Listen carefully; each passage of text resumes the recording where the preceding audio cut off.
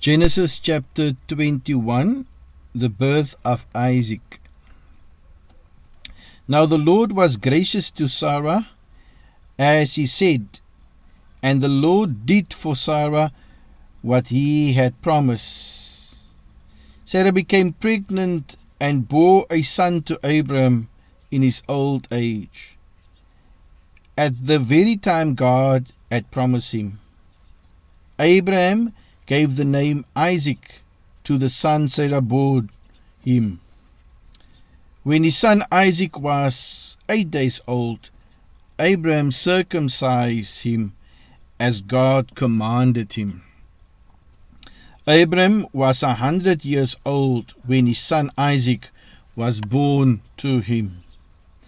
Sarah said, God has brought me laughter, and everyone who hears about this will laugh with me. And she added, who would have said to Abraham that Sarah would nurse children? Yet I have borne him a son in his old age. The child grew and was weaned, and on the day Isaac was weaned, Abraham held a great feast. But Sarah saw that the son whom Hagar, the Egyptian, had borne to Abram was mocking. And she said to Abram, get rid of that slave woman and her son, for that slave woman's son will never share in the inheritance with my son Isaac. The matter distressed Abram greatly because it concerned his son. But God said to him, do not be so distressed about the boy and your maidservant. Listen to whatever Sarah tells you, because it is through Isaac that your offspring will be reckoned. I will make the son of the maidservant into a nation also, because he is your offspring. Early the next morning, Abram took some food and a skin of water and gave them to Hagar. He set them on her shoulders and then sent her off with the boy. She went on her way and wandered in the desert of Beersheba.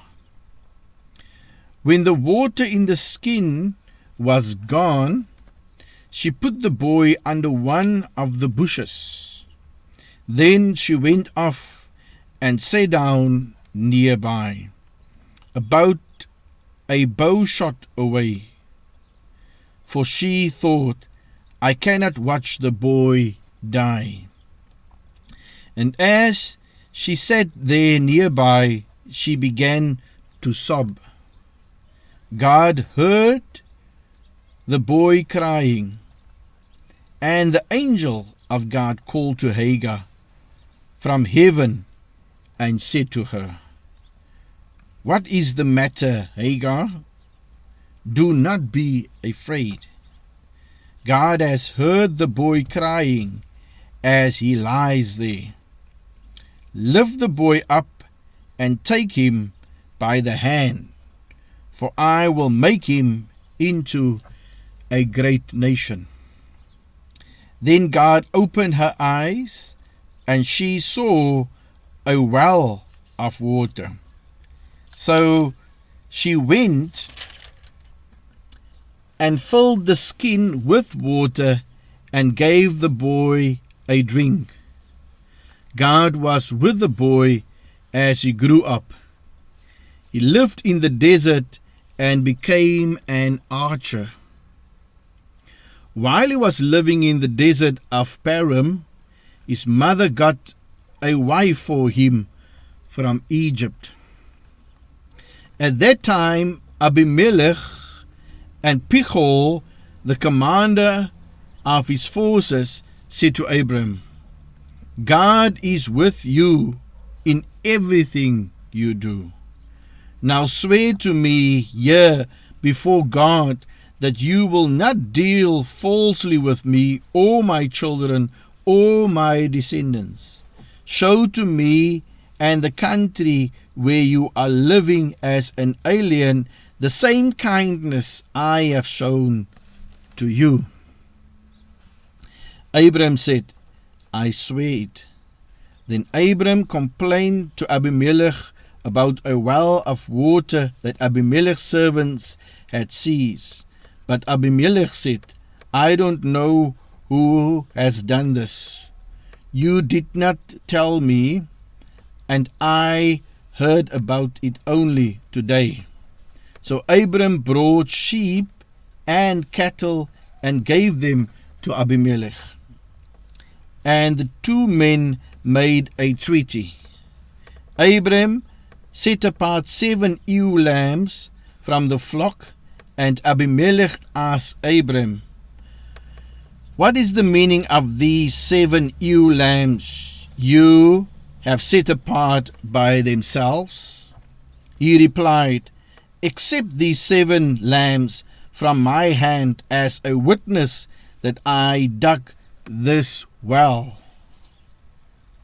So that place was called Beersheba, because the two men swore an oath there. After the treaty had been made at Beersheba, Abimelech and Pichol, the commander of his forces, returned to the land of the Philistines. Abraham planted a tamarisk tree in Beersheba, and there he called upon the name of the Lord, the eternal God. And Abram stayed in the land of the Philistines for a long time.